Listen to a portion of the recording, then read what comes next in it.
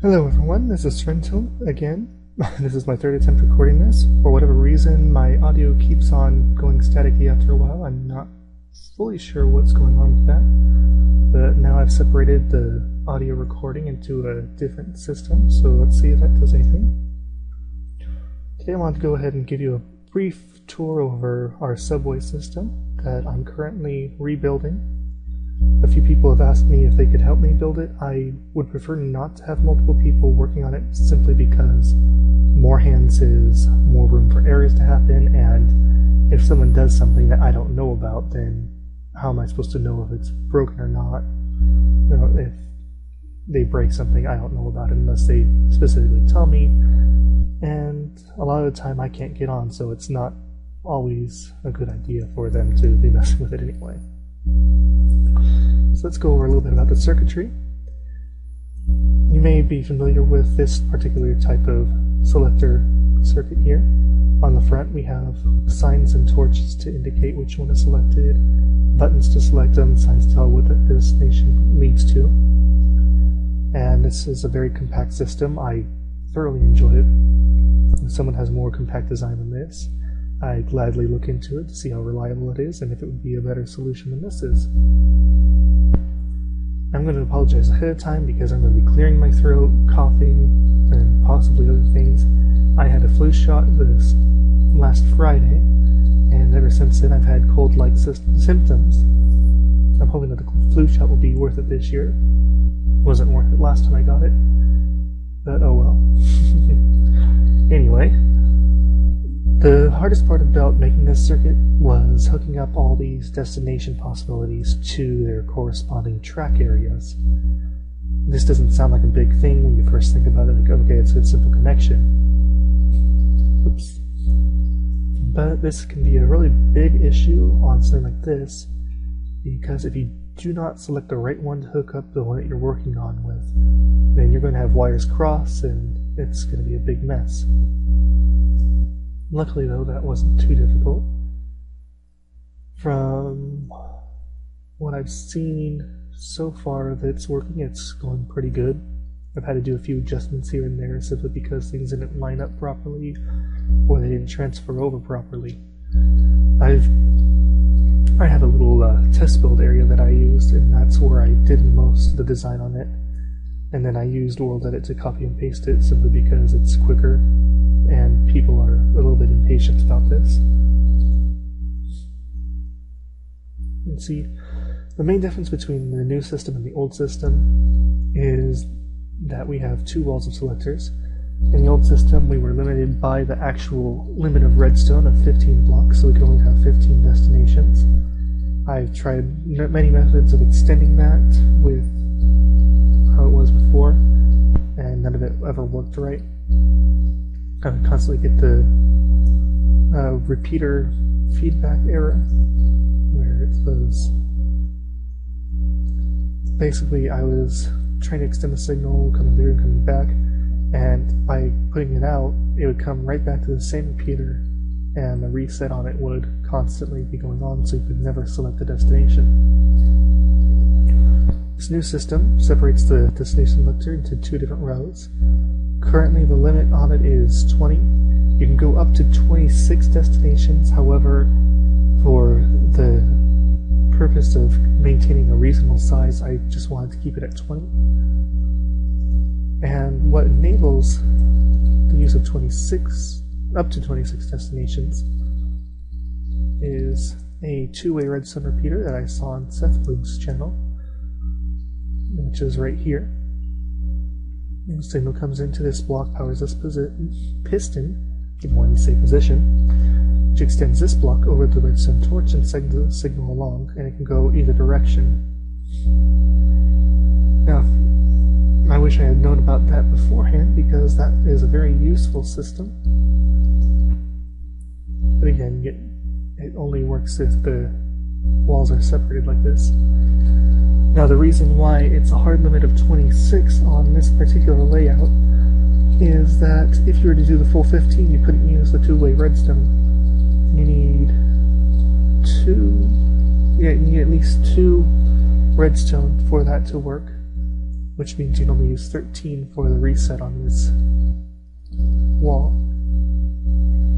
So if you were to use a 3-wall system, you'd have a 39 hard limit, which would be pretty interesting if someone actually wanted to make that. Won't work here very well because 39 positions, wow. That would be one very crazy track. I guess it could work out with multiple layers. But that's not what we want here. We want just specific destinations. With the new system, there's going to be 5 main hub stations. This one here is the central hub station, which is located around the center of the map.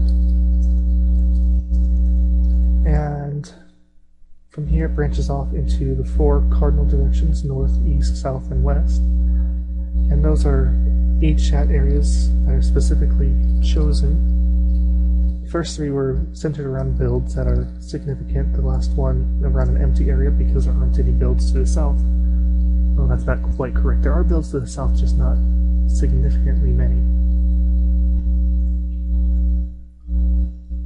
Especially not in the direction that I need. And the plan for this is to hook up each of these hubs to each other. That way, if you're on the eastern hub, you can get to the western hub without having to stop at the central hub. And same if you're going to either of the directions, but that's more of a direct connection.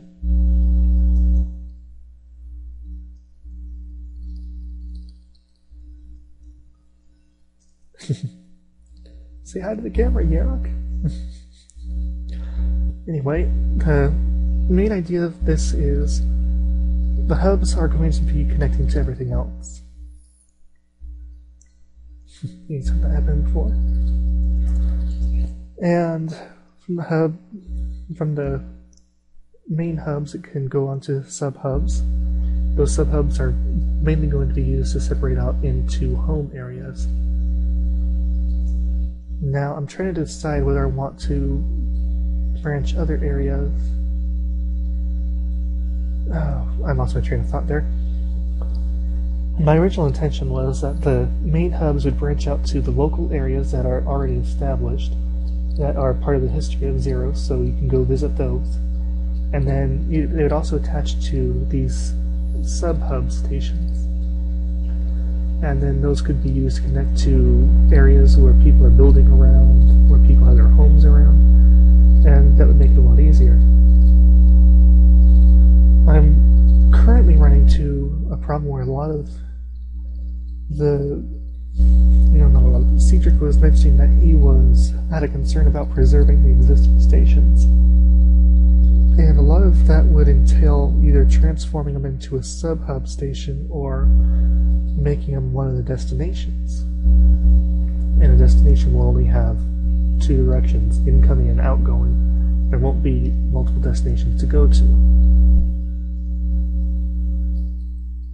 And that's probably going to meet some resistance, but that's just the best way to do it. I mean, currently everything can connect to everything, which leads to a lot of problems. I've been seeing a lot of abandoned minecarts all over the place. I've been seeing areas where tracks have had to do all kinds of weird things just to avoid getting another track. It's a big tangled mess, and I don't want to do that anymore. I want it to be very clean. So my intention is to have all the tracks lead to the closest hub station. So in order to get additional destinations set up for people, I know I personally would enjoy having a station close to my test area. That would make it a lot easier to get there. Currently I have to try to figure out what the coordinates of it are and get over there. For anyone who's not an op, that means a long, long walk. And I remember all the long walks I took on this server, and they take up a lot of time. So, in order to facilitate the addition of extra hubs, I'm going to set up an application system. Now this is going to entail whoever wants to apply to have an additional station hooked up Okay, that was weird. I'm still getting used to the new recorder. I have to increase the limit on the duration next time, but anyway, I was talking about how the application system will work. It's going to be set up so that first they tell me the coordinates of where they want it. They're going to tell me why they want it there, and that means, are you looking to allow people to build in the area, or you just want to have it for yourself? They're going to tell me what other builds are in the area, and if there aren't any other, how much area is available for people to build. And if it's in the middle of the ocean, it's not a very easy place to build at. And the main reason for this is I don't want people to just say, oh, I want one at my house. Because if everyone has their own little destination hub, then it's going to fill up the spaces very quickly. So anyone who's new to the server can't have a destination of their place because there aren't any spaces available.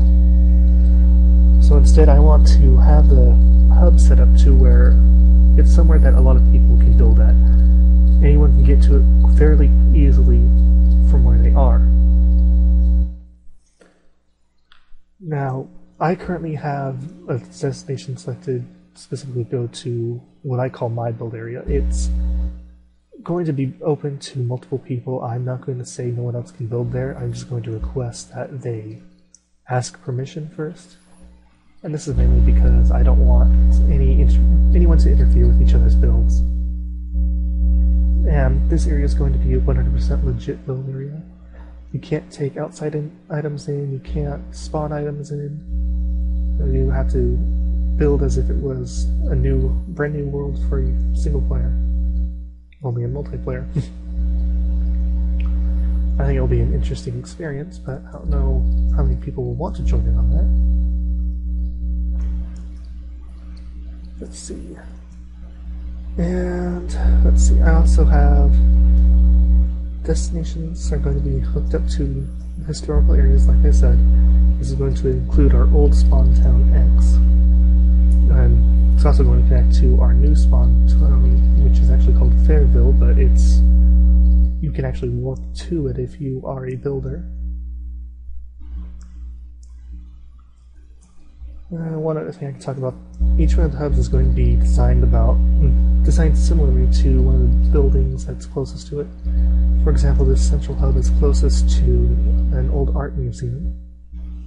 And this is the surface station here was actually part of an old subway system that was in the overworld before the nether was open in multiplayer.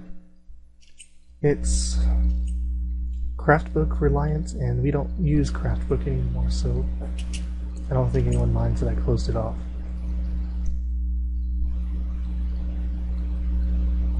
Plus it was a very slow travel anyway. You can get there faster walking than you can using that subway. Anyway, the nether hub was made out of the double slabs, iron, stone, glowstone, water, and iron bars. You can see that a lot of that was based off of this. Oh, someone closed this off. These iron bars weren't here before. Okay. I wonder who closed it off and why. Let's see if one of the other entrances is open or not. If not, then it was probably CAD, because he's building a art museum hub of his own, and he's just linking to everything. And he's using the checkpoint plugin that we have, custom built for the server, to link to different art pieces around the map. So that's a pretty neat project that he's taking on. Oof. What else can I talk about here? That's always a big problem, isn't it? Trying to figure out what to talk about while you're killing a little bit of time.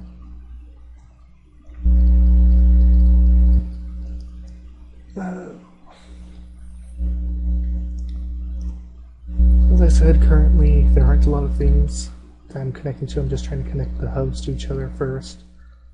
Going to this is the Awkward silence. Anyway. Old builds like the old spawn town are something that we don't want to destroy. We want to keep them around. We want to let people go through them and enjoy them. So, oh, you old bastard. So we want to either use them as a hub station or I have to use them as places like X have to be a single destination. They can't be a hub station because you have to go pretty far away from it to be able to connect to anything anyway.